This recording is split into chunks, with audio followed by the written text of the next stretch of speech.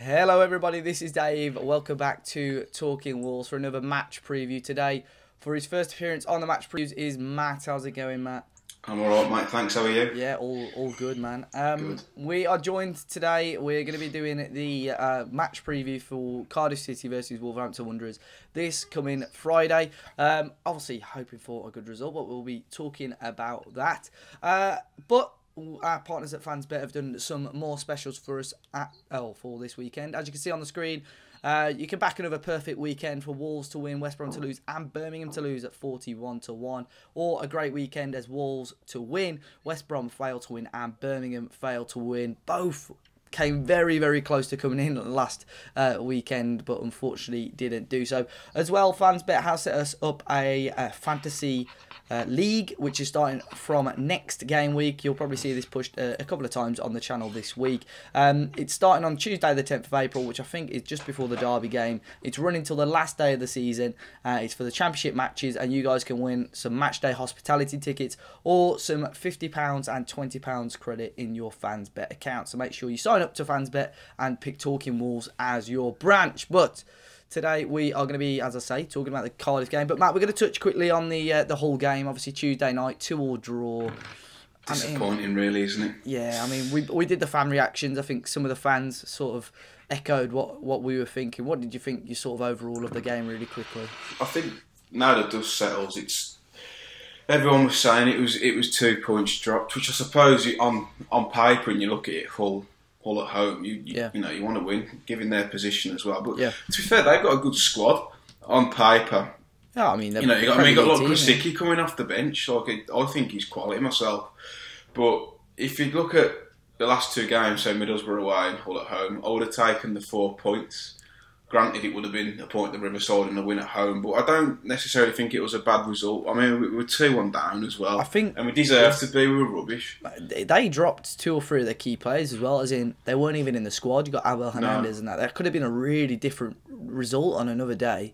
So I think even with them, it would have been even tougher. So, I mean, it's obviously, as we look at it now, it's disappointing. But as you say, 4 points from the last 2 games, I don't think we can have too many complaints about that. I think a lot of fans would have taken a point, especially with the position that we were in the last game. But yeah, we're moving on today to the game against Cardiff. Obviously, us and Cardiff have been bossing the league throughout this season. Been confirmed today as well that Mike Dean is going to be refereeing. Celebrity referee. I think there's mixed reviews on this one, but I think he should hopefully stamp his authority on the game, sort of eliminate any hash tackles, maybe. It's just the danger of him making it all about him, as he usually does, isn't it? Well, that's what I mean. It might be a sort of a carbon copy of the game against Middlesbrough last week as well. But, I mean, well, I say in quotation marks, Premier League referee again. However, hopefully he can sort of stamp some sort of authority on the game because we know what it was like against Cardiff last time out when they beat us in the reverse fixture 2-1 at the Molineux.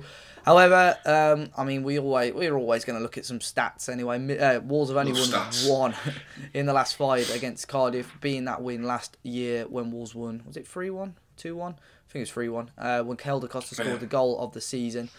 But other than that, Matt, the form hasn't been too brilliant against Cardiff in previous years. No, but then you look at, Middlesbrough. We hadn't won since, what was it, like the early 1400s, it felt like. But I don't think Nuno cares. I don't think the current crop of players care. I don't even think Ruben Neves knows what a Cardiff is or where Wales is. So, it could go against us, or, it could be the making of us. Well, I hope so. I think that'd be a good result if we can. I mean, we were speaking briefly about it earlier. I think we probably both, not to be overly negative, obviously we'll be very, very happy with a win, but I think we'd probably both take a draw. Definitely take a point in the current circumstances. And the fact we played Friday and Tuesday, given the game what it was Friday, which it felt like it went on for about 3 days, the last 25 minutes. It's taken out the players, and you could tell Tuesday that it was just a bit lax, big time, fatigued. Yeah, and then again we're going to play Friday. It's a massive ask, but I mean, 3 games Neves and Doty coming back. At least them pair will be rested. I mean, they're going to jump straight back into the team. There's no point discussing that. I don't think Ryan Bennett's managed to convert himself successfully into the right wing back. Well, speaking about that though, do you think Ryan Bennett will keep his place as a centre half? What do you think their starting 11, or what would your starting 11 be for that game? I think he will. I don't think he's done much wrong, and he was chucked in at the deep end Tuesday night playing right wing back. What is he? Like 6'4". He's not made for bombing up and down the wings, and he did look like a bit of a cat in headlights as soon as he got into the opposition half. But I think it'll be the same team as what was at Middlesbrough. I hope so. I think that's a good team. I mean, we said about it before. I think Jota come in on Tuesday against Hull. Probably only because Afobe had that game. He came straight back from international break, went up to Middlesbrough, and he did look a little bit tired, really tired. He's even said in his post-match interview that it was the most tired he'd ever been. He's probably had a little rest yesterday, or Tuesday rather, to obviously keep fit for this game against Cardiff. I think in and around the area, he's probably, we'll say, the best out-and-out striker we've got in the squad at the moment. The person who knows where the net is to a degree. Yeah. So I think against Cardiff, that should hopefully work well in our favour. I can see Nuno playing Bonatini just because I'd probably say his link-up play is a little bit better. Yeah. But even then, recently his link-up play has been terrible. He just looks to play a shot of confidence. You wouldn't believe he'd got 12 or 13 goals before Christmas. Well, that's what I mean. The same with sort of Jota as well. It's just sort of since Christmas they don't look the same player. But we know Bonatini is capable of it. He scored, 6-7 games in a row. We know there's some quality there. I mean, this time... They pair link up well as well, don't they? Jota and Bonatini. Well, that's what I mean. But I think he'll go with Costa and Cavallero. I think he's got to. I think they've both been in really good form as well. But we look at the Cardiff team as well. They play a pretty standard sort of, I'd say again in quotation marks, basic way. But obviously what they're doing is working. On paper, they've probably not got the strongest team, but it's Warnock. He does tend to do well whatever situation he's in. He exceeds a lot of expectations.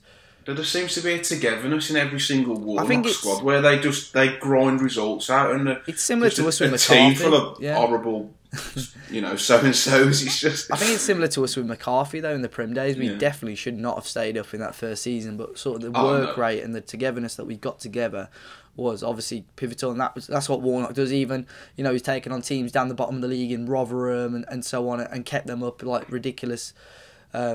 So he's a good manager, no doubt about it. A bit Marmite, but he's a good manager. They play, I'd probably say the strongest sort of positions, probably their defence. They've got some strong defenders in there. Brought in Grujic from Liverpool, who's going to be a really good playmaker for them. So it'll be. I like Hoylett myself. Yeah, I've always been a fan of him when he was at Blackburn. But he kind of dipped, hasn't he? But this season, by all accounts, he's played really well. And so has Matt Mendes-Lang, ex-Wolves. So get the ice on him to score. But yeah, I think it'll be interesting on that front. Cardiff, obviously, they drew their last game against Sheffield United, so they're going to be desperate to get back onto 3 points. As are we. I think it'll be a very interesting game. Possibility it'll be sold out. One of the biggest league attendances in Wales for a number of years. Obviously, Wolves fans sold out. Cardiff fans already sold about 26,000 tickets off the top of my head as well. How do you think that's going to affect Wolves, Matt? Like, historically, this season, last season, in your opinion, do you think Wolves fare better in front of bigger crowds, or is it just a myth? I don't know. I mean, this year, the atmosphere at home has been terrible. Especially, I'd say, after Christmas, when it was kind of like, actually, like, we are the real deal. Like, we are a very good team, and when we're not 3-0 up at half time, it's like, well, what's happening here? And the atmosphere is dead. I mean, even last night, the first 10 minutes, the atmosphere was good. Yeah. Then they equalised, and then they scored again. But then once they'd scored their second, it was like, come on, boys, and it was loud. But with that, it only takes a second for it to turn sour. I mean, look at Ruddy in the first half. When I don't know what he was doing when he came out and tried to. Oh yeah, I don't know what that was. Tried to kick the ball out of play. He could have picked that one up. Yeah, I can't get my head around why he's even starting. But you got like fans having sarcastic cheers when he like picks a ball up. It's like they're a weird old bunch, aren't they, Wolves fans? You'd think we're like 5 times European champions the way the fans want I think that the way it is, I mean, I've said this to you before, I think when sort of last season the atmosphere was probably arguably better than it is this season, but that was because Wolves had to go and achieve something. We were always sort of almost the underdog in a lot of those games last season because we were playing so poorly. This year, I think the atmosphere was great early part of the season, but it's gone down, not downhill, but not as good as it was because we go to games expecting to win, expecting to enjoy ourselves. So we all, as fans, sit back a little bit. So it'll be interesting. I think the away attendances, the away fans tend to be, again, this is the third time I say it in quotation marks, sort of the die-hard fans. Yeah. So they're always they're willing to sort of sing their heart out for the lads. I think if we can, it's the same as when teams come to Molineux. If you keep it steady and tight for half hour, 40 minutes, maybe even into the second half. If this home crowds start to get on the back of the players, that's always been the case at Molineux. Especially even like in the Premier League, there's a certain element of expectation which I don't think is quite warranted for where we have been and where we are. Well, if there's as a club, but that might happen with Cardiff come Friday. I mean, they're expected to beat us. Their fans are thinking because. What is it? A mad run of wins. Yeah, they're on a good unbeaten run at the moment, I think. So, yeah. I mean, if there's one thing that Wolves have done this season, it's, let's say, surprise us all in a good way, I'd say, because we're going into matches. I don't think anyone would have predicted us to sort of be as comfortable as we are at times this season or play the way we have done. But if there's one thing Wolves are doing, it's surprised us in good ways, grabbing results when we're probably not expecting them. Such as last week, I think fans were very happy that we held on to that. So it's going to be an interesting game. Overall prediction from you, Matt? I'm gonna go 1-1. 1-1, score draw, yeah. Yeah, score draw, and I think Neves is going to be the man to pull the strings as he is every week when he's not. Neves goal, or who do you reckon's going to grab the goal? Costa, I think. Helder Costa again. I mean, I was going to probably go for a draw, but if I have to stick my neck out, I'm going to go for another casual 2-1. Willy Bolly to score any time. Put your house on it. Go on.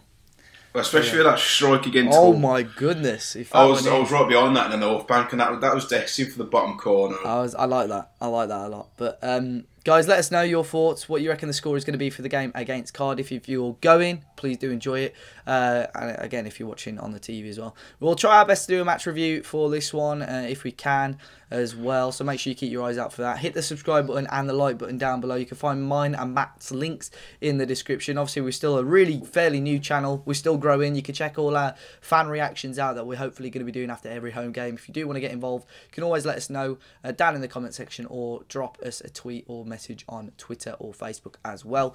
But until next time, guys, enjoy the rest of your day and your weekend, and we will see you all very, very soon. See you later, guys.